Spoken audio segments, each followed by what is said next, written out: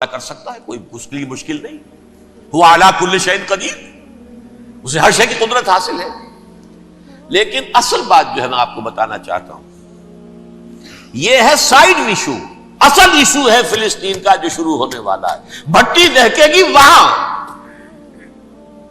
ظاہر بات ہے کہ اگر کوئی بہت بڑا اقدام ہو جاتا ہے فلسطینیوں کے خلاف، اور اگر واقعتاً مسجد اقصیٰ اور قبۃ الصخرہ گرا دیے جاتے ہیں، جو طوفان اٹھے گا عالم عرب میں، یہ حسنی مبارک ہو یا شاہ خالد ہو یا کوئی اور ہو، یہ نہیں روک سکتے اس طوفان کو. نوجوان خون اٹھے گا، غیرت اور جو بھی حمیت ہے. مسلمان ان پڑھ سے ان پڑھ اور بالکل بے دین، وہ بھی مسجد کی حرمت پر کٹ مرنے کو تیار ہو جاتا ہے. مسجد تو بنا دی شب بھر میں ایمان کی حرارت والوں نے، من اپنا پرانا پاپی ہے، برسوں میں نماز ہی بن نہ سکا. وہ چاہے کانپور کی مسجد سے مسلمانوں نے جانے دی ہیں، چاہے وہ شہید گنج کی مسجد تھی مسلمانوں نے جانے دی ہیں، چاہے نماز نہ پڑھتے ہو. لیکن یہ جو حرمت اور یہ جو حمیت اور یہ غیرت ہے، اس سے جو طوفان اٹھے گا یہ ہوگا اس ملحمۃ العظما، اس کی طرف پیش رفت ہو رہی. کتاب الملاحم سے احادیث کے حوالے سے کہ جن جنگوں کا حوالہ دیا حضور نے، پیشن گوئی کی ہے، اس کا نقطہ آغاز تھا خلیج کی جنگ. صدام حسین نے اسے کہا تھا یہ مدر آف وارز ہے، ام المحارب، یہ ایک جنگ نہیں ہے. اس کا نقشہ بھی حدیث میں موجود ہے، پیشن گوئی موجود تھی، اس وقت بھی ہم نے شائع کی تھی. لیکن اس میں جو جنگ اب ہونے والی وہ الملحمۃ العظما. ملحمہ کسے کہتے ہیں؟ لحم گوشت کو کہتے ہیں، اور قصائی کی دکان کو عربی میں ملحم کہتے ہیں، جہاں گوشت کے ٹکڑے کیے جاتے ہیں. آج کل مشینوں سے ہوتے ہیں، اب جو ہے وہ ہاتھ سے چھریوں سے نہیں ہوتے، لیکن ٹکڑے ہو رہے ہوتے ہیں، جسموں کے چیتھڑے اڑ رہے ہوتے ہیں. ملحمہ، یہی لفظ استعمال کیا تھا حضرت سعد ابن عبادہ نے رضی اللہ تعالی عنہ یوم فتح مکہ. ان کے دل میں تھا کہ اب ہم انتقام لیں گے ان عربوں سے، ان قریش سے. الیوم یوم الملحمہ، الیوم یوم الملحمہ، یہ کہتے ہوئے جا رہے تھے. ایک خاص کیفیت، آج ہے گوشت کے ٹکڑے اڑانے کا دن. حضور سے کہا کسی نے جا کر کے ساتھ تو یہ کہہ رہے ہیں الیوم یوم الملحمہ، الیوم یوم الملحمہ. حضور نے فرمایا نہیں، ان سے کہو جا کر الیوم یوم المرحمہ، الیوم یوم المرحمہ، آج رحمت کا دن ہے، آج تو میں ان سب کو معاف کروں گا. لا تثریب علیکم اليوم، میں تم سے وہی بات کہہ رہا ہوں جو میرے بھائی یوسف نے کہی تھی اپنے بھائیوں سے، اذهبوا فانتم الطلقاء، جاؤ تم سب کے سب آزاد. وہ ملحمہ ہے جس کو کہ حضور نے حضرت معاذ بن جبل رضی اللہ تعالیٰ عنہ کی روایت ہے، اس میں سے جو ابو داؤد میں روایت آئی ہے اس میں الملحمۃ العظما، عظما مؤنث ہے اعظم کا. آپ کہتے ہیں جنگ عظیم اول، جنگ عظیم دوم. عظیم کا باپ ہو گیا اعظم، سب سے بڑا، اور اس کا مؤنث ہے سب سے بڑی، عظما. الملحمۃ العظما، سب سے بڑی لڑائی.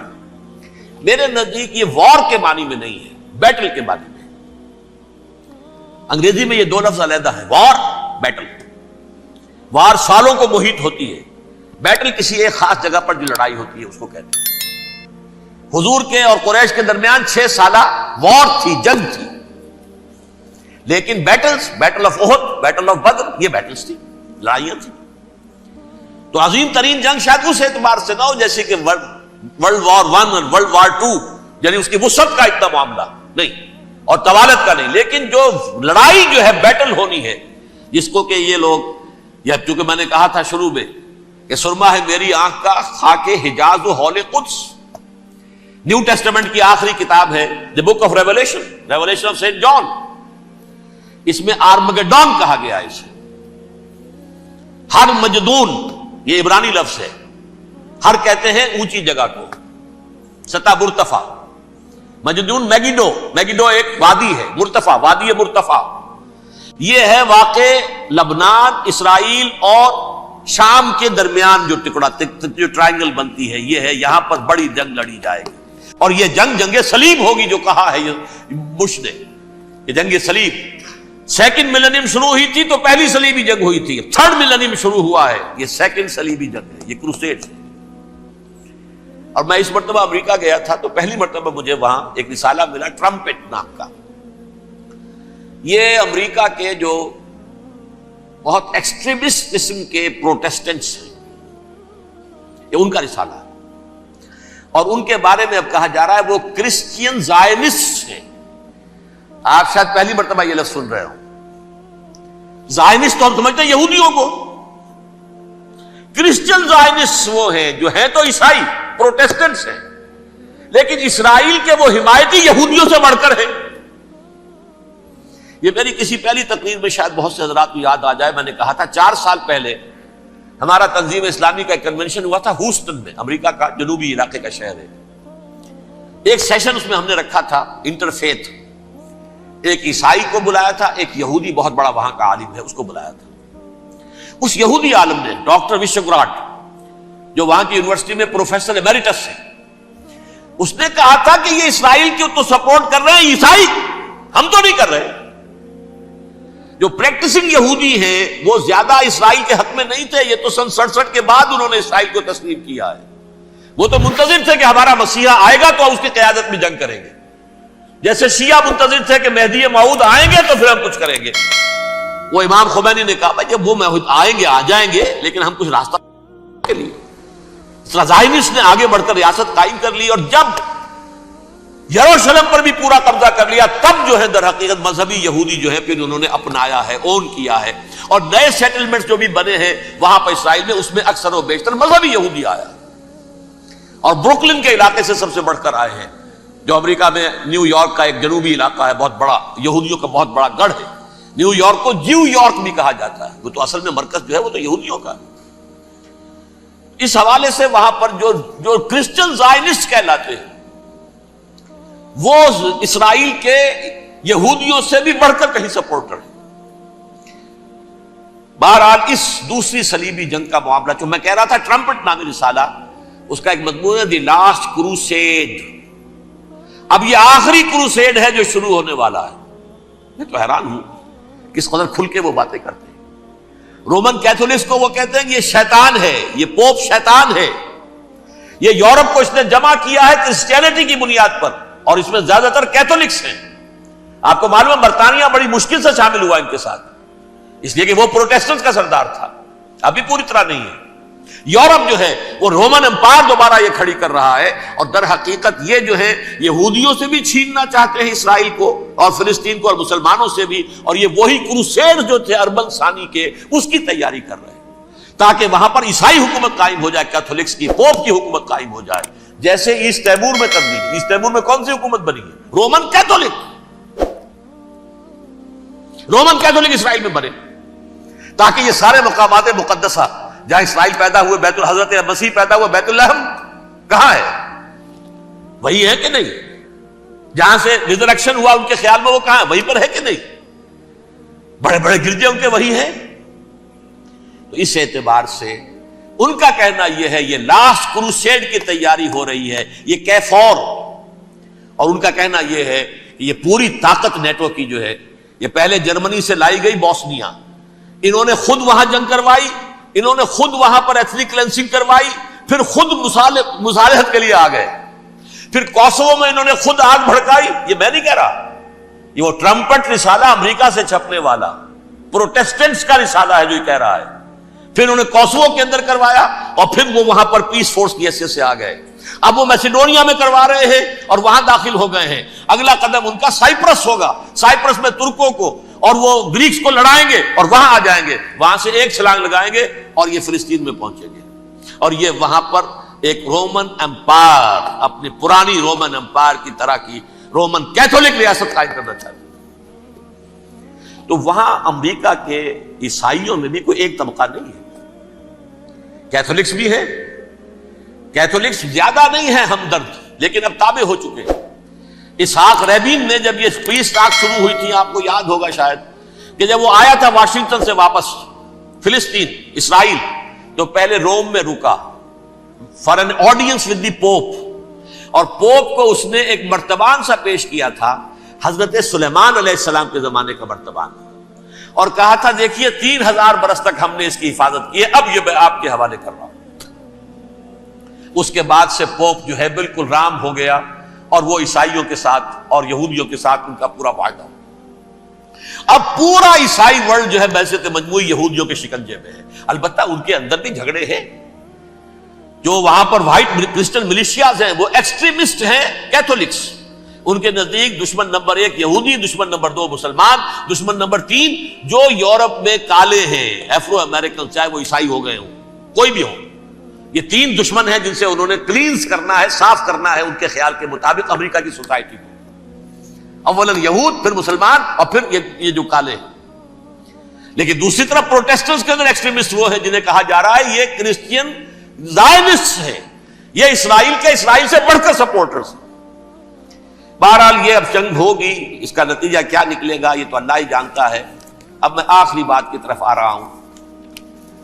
آخری نتیجہ تو جو بھی کچھ اپس اینڈ ڈاؤنز آئیں گے تلک الایام نداولھا بین الناس. آخری نتیجہ ڈراپ سین وہ یہ ہوگا کہ اللہ کے دین کا بول بالا ہوگا اور پوری دنیا پر محمد کے لائے ہوئے دین صلی اللہ علیہ وسلم کی حکومت قائم ہوگی. وہ گویا قیامت کی تمہید ہوگی، اس کے بعد بس قیامت آئے گی. کیونکہ مقصد کائنات، تخلیق کائنات پورا ہو جائے گا. پوری مخلوقات کے اندر مقصد تخلیق، کلائمیکس آف کریشن محمد الرسول اللہ صلی اللہ علیہ وسلم. دین کی تکمیل محمد الرسول اللہ صلی اللہ علیہ وسلم. اور اس خلافت عرضی کے لیے جو حضرت آدم کو خلافت دی گئی تھی، جب اس میں وہ خلافت پوری دنیا پر قائم ہو جائے گی اس کا مقصد پورا ہو جائے گا. And that will be the beginning of the end. اس کے بعد قیامت ہے.